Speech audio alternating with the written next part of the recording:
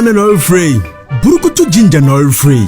The mankana de da do yenyimuno. Yenye medru yesiwedru neza shansa. The man in the burukutu ginger yezidazi dur in the kekedru neza she. Intisue hun na nyimizia na nanu wode she durinsan. Ono na yeza ye burukutu ginger factory foforo no. Sesia burukutu ginger obogodu nyina na mabefu mfiri na computers ni. Why burukutu ginger ogu sashem jajaba. Burukutu ginger nyene wo chrome edu drinking bar wa. Bisama wo mo burukutu ginger 750 ml kor. Awu no no wanchemfa. Oye burukutu ginger cheers. Into washo na way from the bottle. Ana yi sashe kor na fa posoto ano. Burukutu ginger, it a fee hide clear for the pocket or for the handbag inside. Burukutu ginger, very mensio. No monyansem, onton mo beronzi mfida watche. Onye ma painful. Nkratui Food and Drugs Authority ashweshema jatu.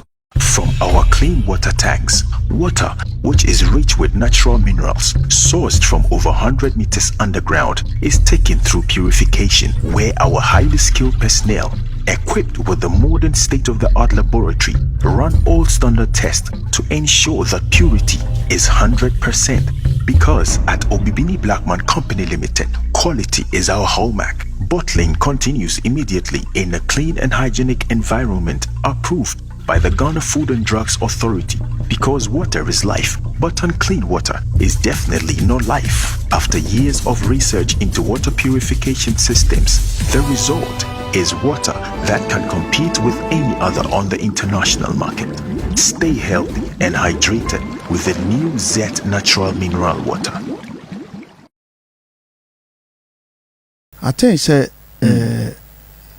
politicians most of the time na omo it take care for granted. As if say ade na ye ade bi eda ho a Akuma FM 87.9 Kumasi. Eno ano to so eno ano foro. So we hear mo ayehwe kabi mame nkebu amamu a. Yeah. Yese kofi oba no abebusa me hawo. Na machre maka de ha me. Na wonso ohu de obetima ya abo ame. Yeah. Na nyina move akoyenim.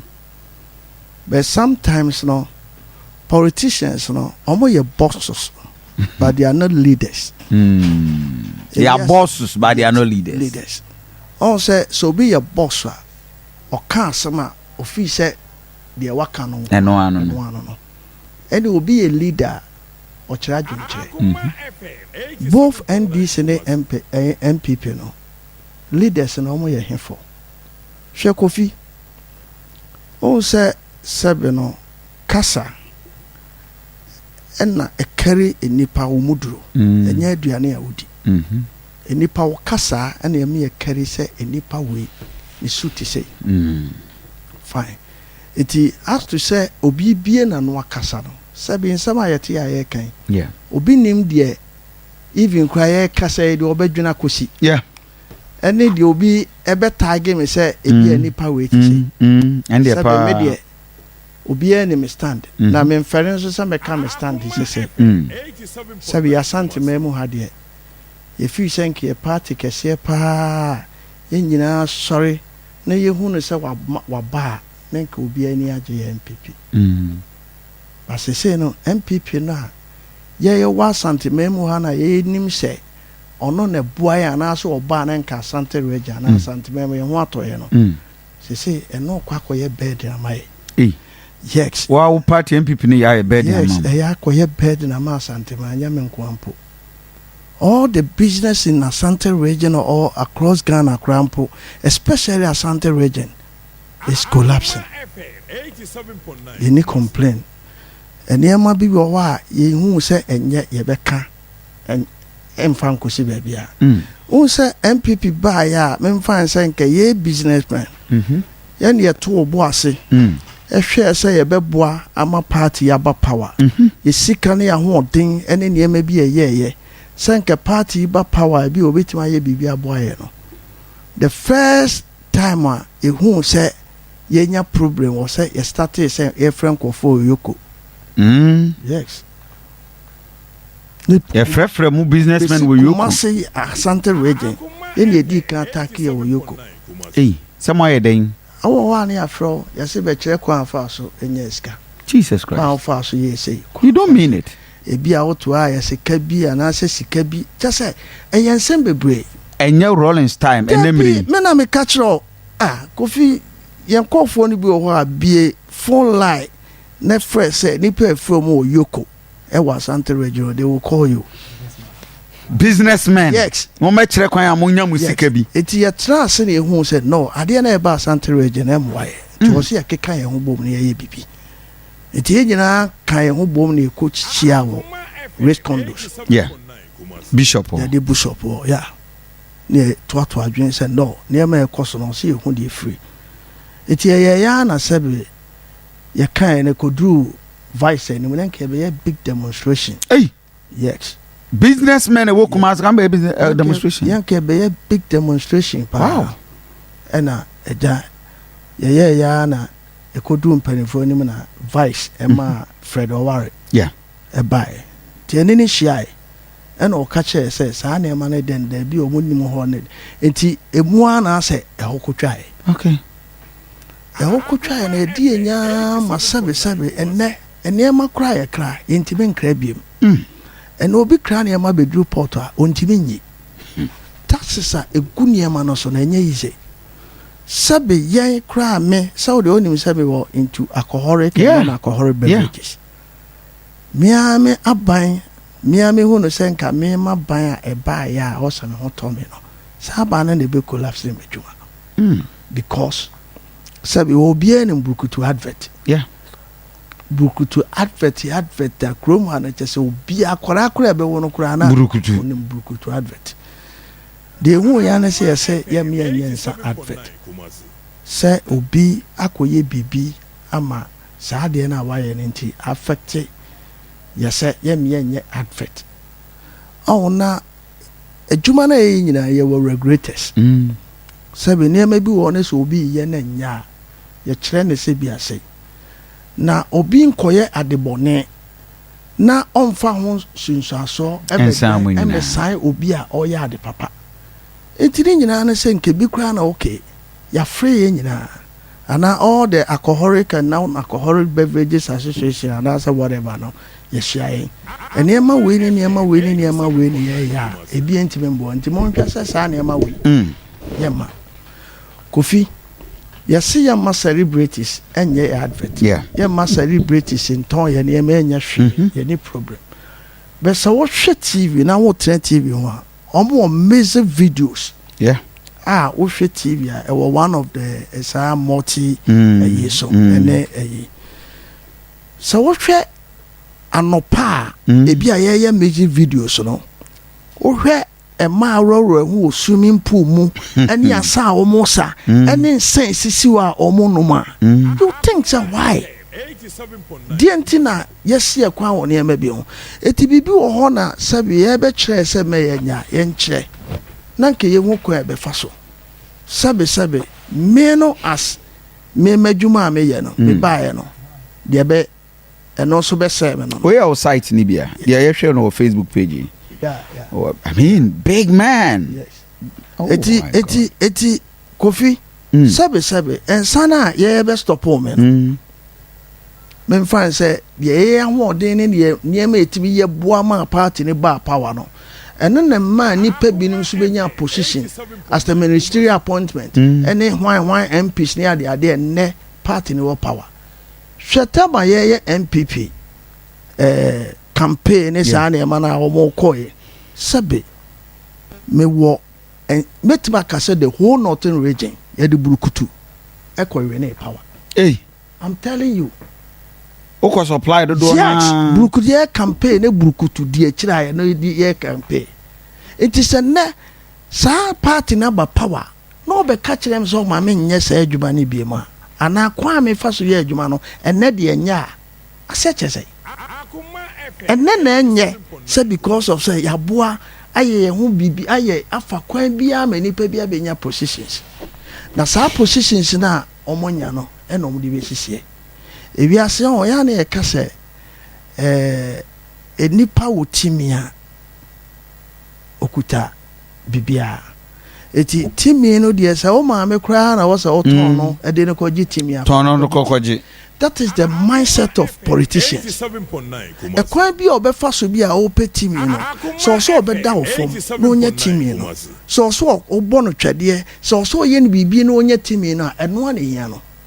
Onya timi ni wi a policies or the beba se beboa wo ana emboa wo de eye ono no onfa ho. What I say?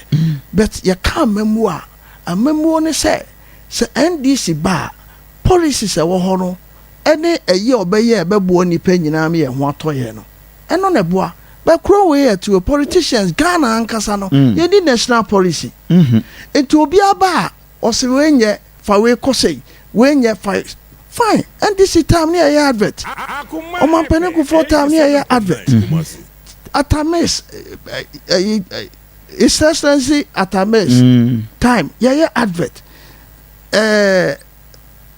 Mr. John Dramani Mahama time yeah advert for time obiana if you say also yeah so products most of the time no there be a boy a drive time yeah 4 to 5 going yes drive time and a peak time for a beer alcoholic beverages. Enti your regulators or a bian ke bit my regulator say a beer san yama winning free. Yes. And so and na crano FDA adia betcha adia besa biano omo deba. Enti sabi kroma no enya me nkukura me dia fa ho se me dey fa me lie because I had am te and a many opportunity me ti ha me kasa.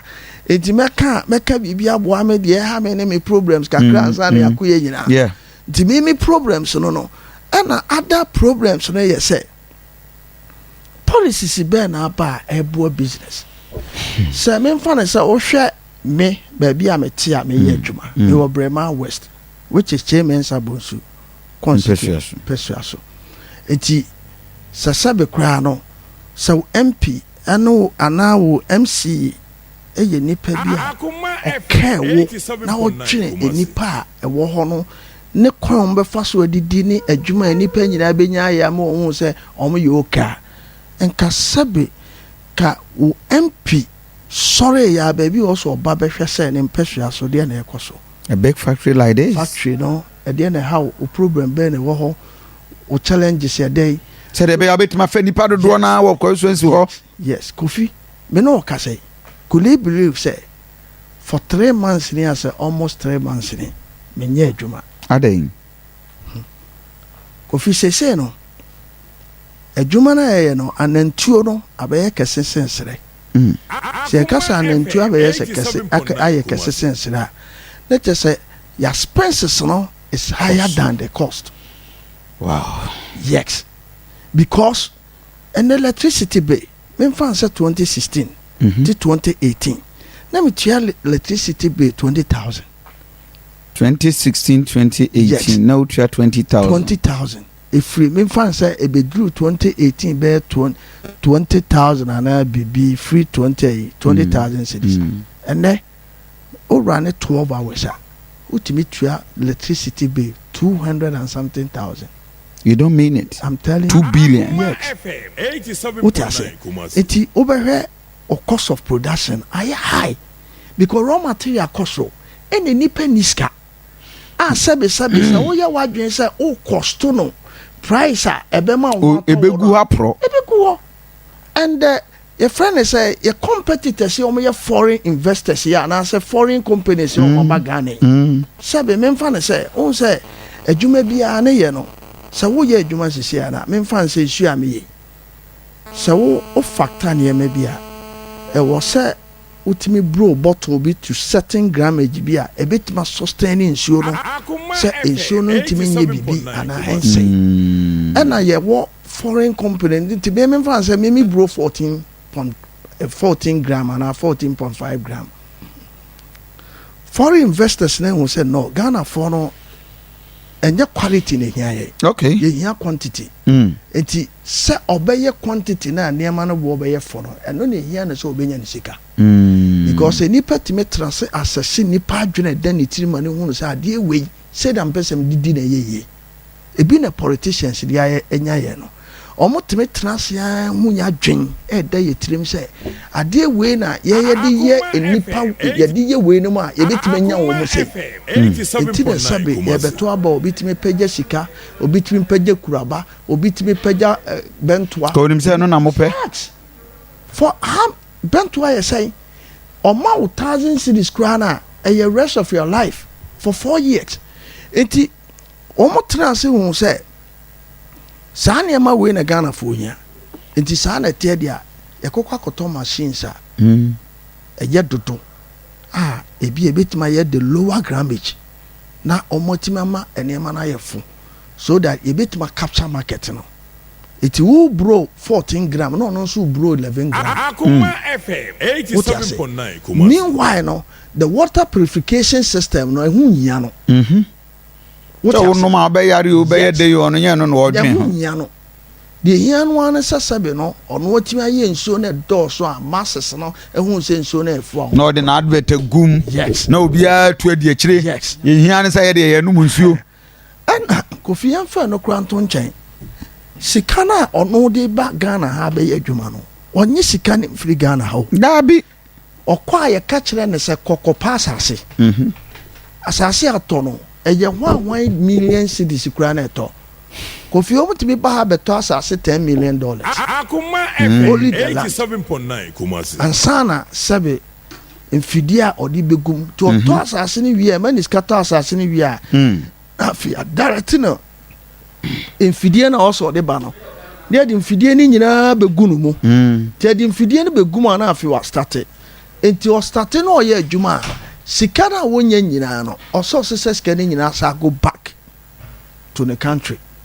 Eti ubo se foreign exchange ni sa na mani nyina ho aye den no aye foreigners eti sabe o man na ye team no e dia na ye timamufo na ye team ye adwuma no e dia nhyehyeye na aba na ye de boy so that we can survive. There's no policy. Eti ama all the businesses e wo kroma nyina no egu because se ne enipon betima survive wo low Kofi one way ya MPP free power no ne nipa ya ton mo japade o wi ase no mo doso. You don't mean it. I'm telling you the truth.